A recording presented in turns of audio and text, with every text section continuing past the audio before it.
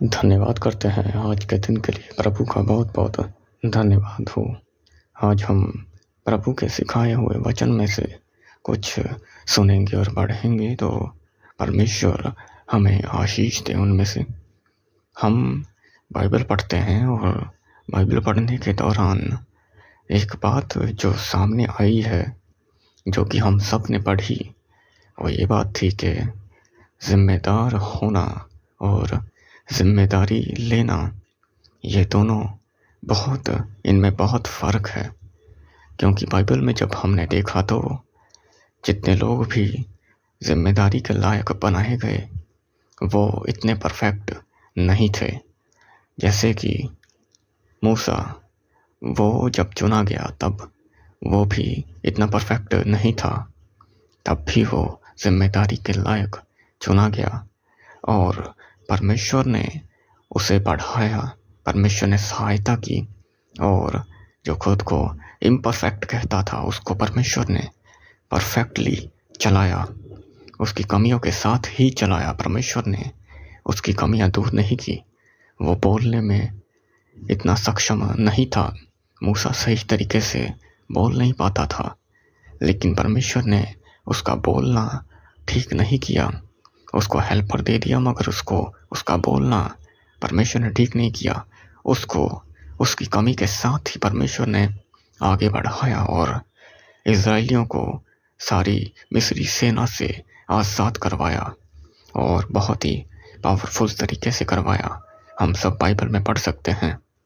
उसी तरह एक परमेश्वर का बेटा येहू जो सेनापति था, उसको भी परमेश्वर ने चुना था, मगर येहू रोने लगा। येहू कहने लगा कि हे परमेश्वर, मैं तो कमज़ोर हूँ, मैं तो बिन्यामीन के छोटे गोत्र में से हूँ, मैं कैसे चुना जा सकता हूँ?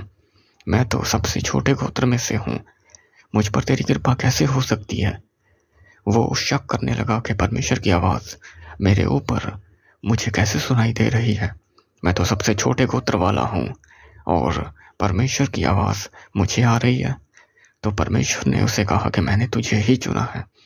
तो उसने ढांढस बांधा, उसने हिम्मत की और उसका इज़राइलियों में शांति लाने में बहुत बड़ा हाथ गिना गया। हम बाइबल में पढ़ सकते हैं। और नए नियम में जब हम देखते हैं तो प्रभु के साथ जो प्रभु के 12 चेले थे वो आपस में झगड़ रहे थे कि हम में से बड़ा कौन है, हम में से कौन है जो जिम्मेदारी लेगा, जिम्मेदार कौन है। ऐसा किसी ने नहीं पूछा होगा, ऐसा किसी ने बात नहीं की कि हम में से कौन है जिम्मेदार। सब यही कह रहे थे कि कौन जिम्मेदारी लेगा, कौन प्रभु तेरे साथ चलेगा, कौन तेरे दाएं बाएं होगा। प्रभु ने कहा जो बच्चों की तरह ना बने वो मेरे लायक नहीं होगा, जो खुद को बच्चों की तरह बनाना होगा तो वो ही स्वर्ग के राज्य के लायक होगा। और प्रभु ने एक बात और कही थी कि जो लोग अगले होते हैं वो पीछे हो जाएंगे, जो पीछे हैं वो आगे होंगे।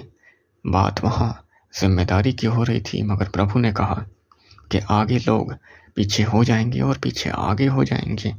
आज के समय में भी हमें ऐसा देखने को मिलता है। बहुत से लोग ऐसे हैं जो अपने काम में बहुत अच्छे हैं, जो कि वफादार हैं, मगर फिर भी कुछ लोग ऐसे हैं जो पैसा नहीं कमा पा रहे, कुछ लोग ऐसे हैं जो आगे फलवंत नहीं हो पा रहे। अच्छे होने के बावजूद भी वो आगे होने के बावजूद पीछे हैं। और कुछ लोग पीछे हैं जो चोरी करते हैं, जो लोग मुश्किलें करते हैं, जो लोगों को तंग करते हैं, फिर भी सबसे आगे हैं, खुशी से जीते हैं, पूरी ज़िंदगी आराम से काटते हैं। और प्रभु को इस बात से कोई मतलब नहीं है कि कौन आगे है कौन पीछे है। प्रभु ने कहा इंसान से कुछ नहीं हो सकता, इंसान अपनी ताकत लगाता है, इंसान अपनी ताकत से मुश्किलें पैदा करता है, इंसान अपनी ताकत से ही अपने पाप में फंसता है। प्रभु को इससे कोई मतलब नहीं, चाहे कोई आगे हो चाहे कोई पीछे हो। प्रभु ने तो साफ कह दिया, अपने आप को बच्चों की तरह बनाओ तो वो मेरे राज्य में मेरे साथ चलेगा, वही स्वर्ग के राज्य के लायक होगा।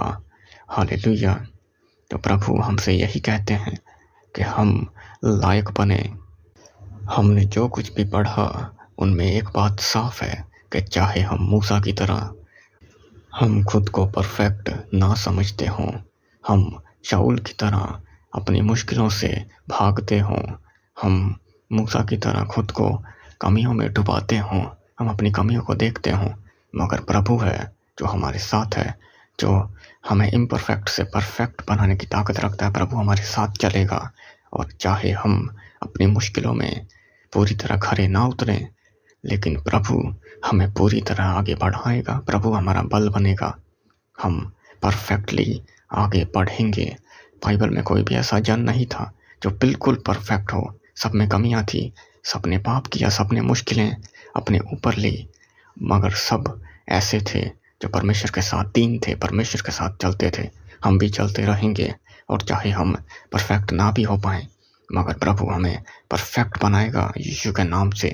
धन्यवाद करते हैं। अपनी आंखों को बंद करें। जितने लोग परेशान हैं, जितने लोग आज बीमारी में विश्वास करते हैं कि इस प्रार्थना में हमारी बीमारी, हमारी मुश्किलें, हमारे सारे रुके हुए काम चलना शुरू होंगे। यीशु के नाम से अपनी आंखों को बंद करें, अपने हाथ को अपने सर पर रखें। प्रभु यीशु के नाम से फायर के साथ आज हम पवित्र आत्मा को अपने ऊपर मांगते हैं, अपने परिवार के ऊपर मांगते हैं। और जितनी भी मुश्किलें हैं, जितनी भी दुष्ट आत्माएं हैं, जितनी भी प्रॉब्लम्स हैं, जितनी भी कमी घटी है, यीशु के नाम से अभी इसी वक्त फायर के साथ जाने पाए, फायर के साथ जाने पाए, जाए निकले और भागे यीशु के नाम से। अभी इसी वक्त प्रभु का आत्मा हमारे ऊपर आए और हर एक मुश्किल को हम डांटते हैं, अपने परिवार में से निकालते हैं, अपने जीवन में से निकालते हैं। हर एक बुरा इंसान, हर एक बुरी आत्मा, हर एक बुरी आदत जो कि शैतानी है, यीशु का नाम से हम उसे अपनी जिंदगी से काटते हैं, अपने परिवार से काटते हैं और प्रभु के डिवाइन हेल्पर्स को अपने जीवन में जोड़ते हैं, अपनी लाइफ में जोड़ते हैं, अपने परिवार में जोड़ते हैं। फायर के साथ जो भी इम्प्योरिटी है जाती रहे। फायर के साथ जो भी इम्परफेक्शन है प्रभु से परफेक्ट करे। हमारे परिवार में हम आगे बढ़ने पाएँ, हमारे परिवार में हर एक कमजोरी, हर एक जादू टोना, हर एक नेगेटिविटी यीशु के नाम से जाती रहे। फायर के साथ आज प्रभु का आत्मा हर एक कमजोरी को खत्म करे। जितने लोग कमजोर हैं, जितने लोग बीमार हैं, यीशु के नाम से अपनी आंखों को बंद करें, अपने हाथ अपने सर पर रखें। प्रभु यीशु के नाम से प्रभु की हीलिंग आपके ऊपर आए, प्रभु की फायर आपके ऊपर आए, फायर आपके ऊपर आए, हीलिंग आपके ऊपर आए, हीलिंग आपके ऊपर आए और रुके हुए काम बनना शुरू हो। अभी से पवित्र आत्मा काम करना शुरू हो आपके शरीर में, आपके परिवार में, आपके साथ जुड़े हुए लोगों में। पवित्र आत्मा काम करे। फायर के साथ आपके हालात बदले, फायर के साथ आपके हालात बदले, रुके हुए काम चलना शुरू हो यीशु के नाम से। अभी इसी वक्त प्रभु का आत्मा आपके जीवन में कार्य करे। फायर के साथ प्रभु का आत्मा आपके जीवन में कार्य करे।